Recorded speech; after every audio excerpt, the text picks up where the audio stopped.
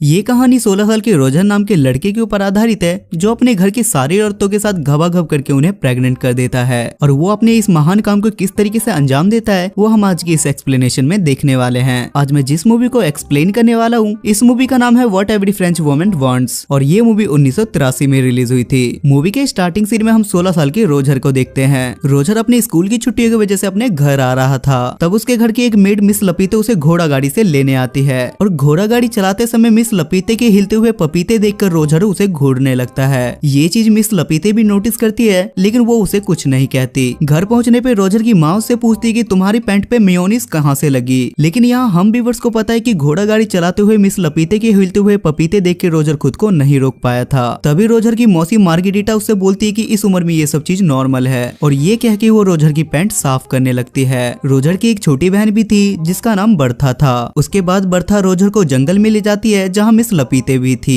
तभी लपीते रोजर के सामने ही साइड में जाके हल्की होने लगती है और ये देखकर रोजर की आंखें बाहर आ जाती है। उसके बाद रोजर को किसी की चिल्लाने की आवाजें सुनाई देती है और जब रोजर वहाँ पे देखने के लिए जाता है तो वहाँ उसे उसी के घर की एक मेड उर्सिला किसी और के साथ जंगल में मंगल करती हुई दिखाई देती है। जिसके बाद रोजर वहाँ से भाग जाता है क्योंकि उसे लगता है कि वो एक गलत दुनिया में आ गया है। उसके बाद सीन स्विच होता है और हम पूरी फैमिली को एक साथ खाना खाते हुए देखते हैं, जहाँ हम व्यूअर्स को पता चलता है कि रोजर की माँ काफी ज्यादा स्ट्रिक्ट है। शाम को रोजर जब सोने की कोशिश कर रहा था तो उसे बाहर से कुछ आवाजें सुनाई देती है और जब वो कमरे से बाहर आता है तो वो देखता है कि एक नौकरानी घोड़ी बन के खड़ी है और कोई उसके पीछे से बजा रहा है। ये देखने के बाद रोजर की फटके चार हो जाती है और रोजर वापस सोने के लिए चला जाता है और बिस्तर में उसकी छोटी बहन बर्था छुपी हुई थी। तब बर्था उसे बताती है कि मिस लपीते ने मुझे बताया कि हमारी मासी मार्गेरिटा अभी भी वर्जिन है, जिस पर रोजर उसे पूछता है कि वो अभी तक वर्जिन क्यों है, जिस पे बर्था उसे बताती है कि उन्हें मर्दों से डर लगता है और इसलिए उन्होंने अभी तक शादी नहीं की है। तभी वहाँ अचानक से नैनी केट आ जाती है और केट का काम बर्था का देखभाल करना था। बर्था के वहाँ से जाने के बाद केट रोजर का ब्लैंकेट हटाती है, जिस पर रोजर अचानक से डर जाता है क्योंकि रोजर का पप्पू खड़ा हो गया था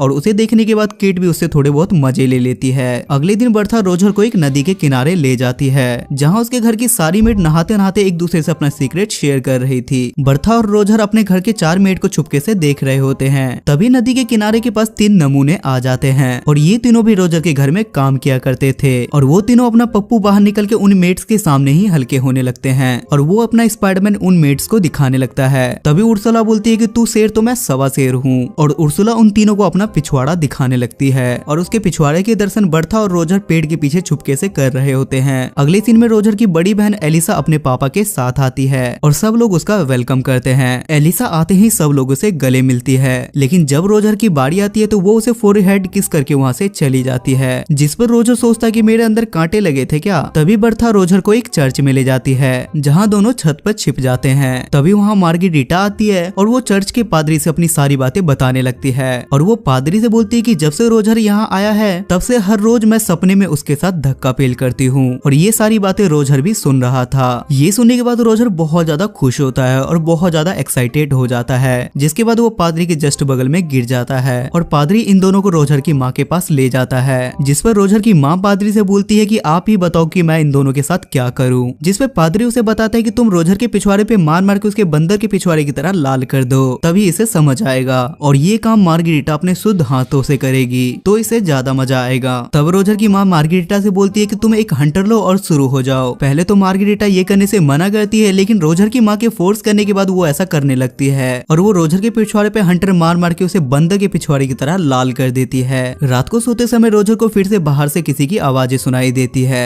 और जब वो अपने कमरे से बाहर निकलता है तो वो देखता है कि उसकी मेड हेलन किसी से ठुकवा रही थी और आज भी उसे बस हेलन ही दिखती है, उसके पीछे वाला बंदा बिल्कुल भी नहीं दिखता। लेकिन इस बार रोजर अकेले इस नजारे का मजा नहीं ले रहा था, बल्कि मिस्टर फ्रैंक भी ये सब कुछ देख रहे थे। तभी वहाँ अचानक से रोजर के पास उर्सुला आती है और वो उसे बोलती है कि आओ मैं तुम्हारे पिछवाड़े में मूव लगा दूं। इतना मार खाने के बाद दर्द भी तो बहुत ज्यादा हो रहा होगा, जिस पर रोजर उसे ऐसा करने से मना कर देता है। उसके बाद रोजर उसे पूछता है कि हर रात हेलन को कोई पीछे से बजाता है, क्या तुम्हें पता है कि वो बंदा कौन है। जिस पर वो रोजर से बोलती है कि ये हम मेड का टॉप सीक्रेट है। तब रोजर को ख्याल आता है कि उसने अकेले इस शो को नहीं देखा था, बल्कि मिस्टर फ्रैंक भी इस शो को एंजॉय कर रहे थे। जिसके बाद रोजर सीधा मिस्टर फ्रैंक के पास जाता है, जहाँ मिस्टर फ्रैंक दूरबीन से मियां खलीफा को देखने की ख्वाहिश में पैंट में हाथ डाल के अपने स्पाइडरमैन को तसल्ली दे रहे थे और रोजर के आते ही मिस्टर फ्रैंक वहाँ से चले जाते हैं। तब रोजर भी दूरबीन से देखने लगता है और उसे नीचे दो शादीशुदा एलियन एक साथ कुत्ता डांस करते हुए दिखाई देते हैं। तब रोजर को समझ में आता है कि मिस्टर फ्रैंक अपने स्पाइडरमैन की मसाज क्यों कर रहे थे।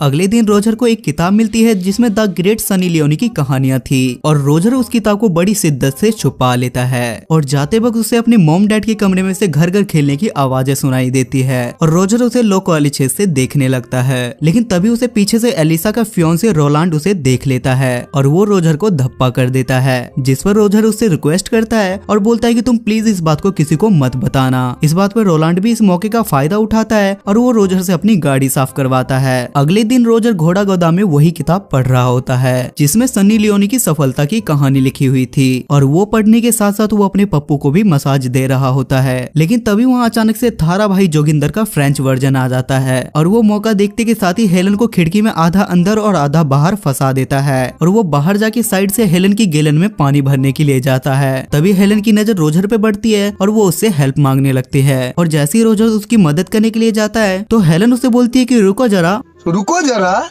सबर करो और गैलन में पानी भरने दो। तभी रोजर बाहर निकल के देखने के लिए जाता है कि हेलन की गैलन में पानी कौन भर रहा है, लेकिन तब तक जोगिंदर भाई अपना काम कर चुके थे। अगले सीन में रोजर अपनी फैमिली के साथ बैठा था जहां रोलांड रोजर को अपनी जूते साफ करने के लिए बोलता है, लेकिन रोजर काम करने से सीधा मना कर देता है। तभी रोलांड अपनी औकात दिखाता है और वो रोजर की माँ को उसकी सारी सच्चाई बता देता है, जिस पर रोजर की माँ बोलती है कि मेरी दोनों बेटियां ठीक हैं, लेकिन पता नहीं मैंने इस इमरान हाशमी को जन्म कैसे दे दिया। जिसके बाद रोजर अपनी सनी लियोनी वाली किताब को अपनी बहन की किताब से बदल देता है और वो वहाँ से छुप के देखता है कि वो इस किताब को पढ़ेगी या नहीं। उसके बाद एलिसा उस किताब को पढ़ के ऐसा रिएक्ट करती है जैसे उसे धरती पे स्वर्ग मिल गया हो। उसके बाद रोजर किचन में जाता है जहाँ उर्सुला होती है और वो मौका देख के उर्सुला को वहीं घोड़ी बनाने लगता है, लेकिन तभी वहाँ अचानक से एक दूसरी मेड आ जाती है और रोजर वहाँ छुप जाता है। जिसके बाद रोजर सोचता है कि मेरी ही किस्मत में एल लगे हुए हैं। तभी उसके दिमाग की बत्ती जलती है और वो मिस लपीते के पीछे उसके पपीते दबाने के लिए जाता है, जिस पर मिस लपीते उससे पहले मना करती है कि ऐसा मत करो। लेकिन थोड़ी देर के बाद मिस लपीते उससे बोलती है कि रोजर मेरे बच्चे जितना बजाना है तुम बजाओ। लेकिन वहाँ रोजर की नोबिता वाली किस्मत चमक जाती है और बाहर कोई जर्मनी और फ्रांस के बीच में जंग का ऐलान कर देता है और सबको पता चलता है कि जर्मनी ने फ्रांस से जंग का ऐलान कर दिया है। अगले दिन सब लोग युद्ध में जाने की खुशी मना रहे होते हैं, लेकिन रोजर की हालत ऐसी होती है जैसे उसने ढिंडोरा की लॉटरी जीत ली हो। लेकिन फ्रांस में एक नियम था कि वार में जाने से पहले वो सब लोग अपनी बीवी को टीवी के सामने घोड़ी बनाएंगे। जिसके बाद रात में सब लोग अपनी बीवी को जंगल में ले जाके उसकी बजाने लगते हैं, जिस पर रोजर सोचता है कि ये बस आज रात की चांदनी है और इसके बाद तो इनकी पिक्चर मैं ही बनाऊंगा। सबके युद्ध में जाने के बाद सारी लेडीज अकेली थी और रोजर सबसे पहले उर्सुला के पास जाता है जहाँ वो उसे ले दे के घोड़ी बना ही देता है और वो उर्सुला से ये भी बोलता है कि मुझे तुमसे प्यार हो गया है। जिस पर उर्सुला बोलती है कि सारे लड़के पहली बार चरम सुख का आनंद लेने के बाद यही बोलते हैं। अगले सीन में बर्था रोजर से बोलती है कि पादरी माँ से मिलने के लिए आए हुए हैं, जिसके बाद ये दोनों भाई बहन चुपके से उन दोनों की बातें सुनने लगते हैं। जिस पर रोजर की माँ पादरी से बोलती है कि मेरा पति मेरी कभी घोड़ी बना के लेता है तो कभी डॉगी बना के लेता है, इससे कोई पाप तो नहीं। जिस पर पादरी बोलता है कि नहीं, वो तुम्हारा पति है,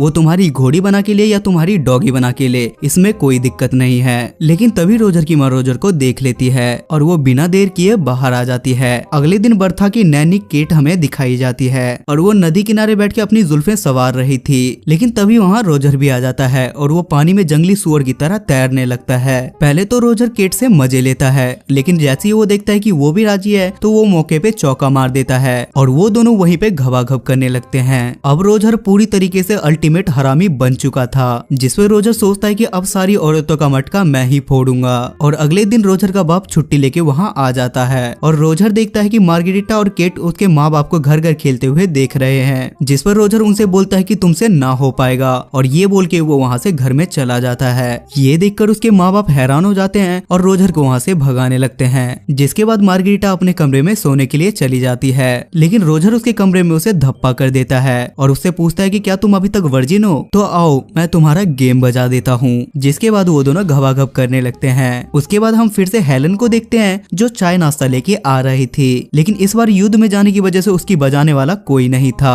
तभी वो रोजर के कमरे में जाती है और और रोजर उसे पीछे से पकड़ लेता है और वो उसे घोड़ी बना देता है। अगले दिन रोजर एलिसा के पास जाता है जहाँ वो घोड़ों को घास खिला रही थी, जिस पर रोजर उसे बोलता है कि आज मैं तेरी भी पिक्चर बनाऊंगा। पहले तो एलिसा उसे ऐसे करने से मना करती है, लेकिन थोड़ी देर बाद बोलती कि हाँ मेरी पिक्चर बनाओ और हाँ पिक्चर में मुझे घोड़ी का रोल देना, जिसके बाद रोजर उसे भी घोड़ी बना देता है। अब रोजर सारी औरतों के बीच पॉपुलर हो गया था और सारी औरतें बारी बारी उसके पास काम 25 करवाने के लिए आती थी। दिन बीतते जाते हैं और ये सिलसिला चलता रहता है। एक दिन एलिसा रोजर से बोलती है कि मैं प्रेग्नेंट हूँ। तभी रोजर देखता है कि रोलांड भी वापस आ गया है क्योंकि अब युद्ध खत्म हो चुका था। उर्सिला और मार्गरीटा भी उसे बोलती है कि मैं भी प्रेग्नेंट हूँ और ये सुनने के बाद रोजर के पैरों तले जमीन खिसक जाती है क्योंकि अगर उसके मॉम डैड को ये बात पता चली तो उसके मॉम डैड उसे नंगा करके सारी जगह घुमाएंगे। तभी रोजर उर्सुला से बोलता है कि एक नेल पॉलिश लेके आओ और वो उस नेल पॉलिश को एलिसा के बेड पे लगा देता है और बोलता है कि तुम कुछ भी करके रोलांड के साथ घबाघब कर लेना, जिससे रोलांड को लगे कि एलिसा अभी भी वर्जिन है। उसके बाद वो अपनी मासी से बोलता है कि आप फ्रैंक से शादी कर लो, वो आपको बहुत ज्यादा पसंद करता है और ये सुनने के बाद वो दोनों शादी के लिए मान जाते हैं। उसके बाद रोजर उर्सुला के पास जाता है और उसे शादी के लिए प्रपोज करता है, लेकिन उर्सुला उसे मना कर देती है क्योंकि वो पहले से किसी और को पसंद करती थी। उसके बाद तीनों औरतों की शादी हो जाती है और रोजर के कांड के बारे में किसी को काने कौन खबर नहीं होती और उसी रात रोजर फिर से हेलन के साथ घबाघब करता है और अगले दिन हेलन उसे बताती कि मैं भी प्रेग्नेंट हूँ। लेकिन अब रोजर की स्कूल की छुट्टियां खत्म हो चुकी थी, इसलिए वो उससे बोलता है कि मैं तुम्हारे लिए भी एक अच्छा सा पति ढूंढ लूंगा, जिसपे हेलन बोलती है कि तुम इसकी टेंशन मत लो क्योंकि मैंने सब लोगों के साथ घबाघब किया है और मैं इस पे किसी का भी नाम लगा सकती हूँ। उसके बाद रोजर अपने पापा के साथ खुशी खुशी वहाँ से चला जाता है और ये मूवी यहाँ खत्म हो जाती है। सो गाइस आई होप कि आपको आज की एक्सप्लेनेशन पसंद आई होगी और इस मूवी की IMDb रेटिंग है 6.2 स्टार्स आउट ऑफ 10 और इसे गूगल यूजर ने 85% लाइक किया है। अगर आपको एक्सप्लेनेशन पसंद आती है तो आप मेरे चैनल को सब्सक्राइब करके मुझे सपोर्ट जरूर करें। तब तक के लिए स्टे सेफ, स्टे हेल्दी।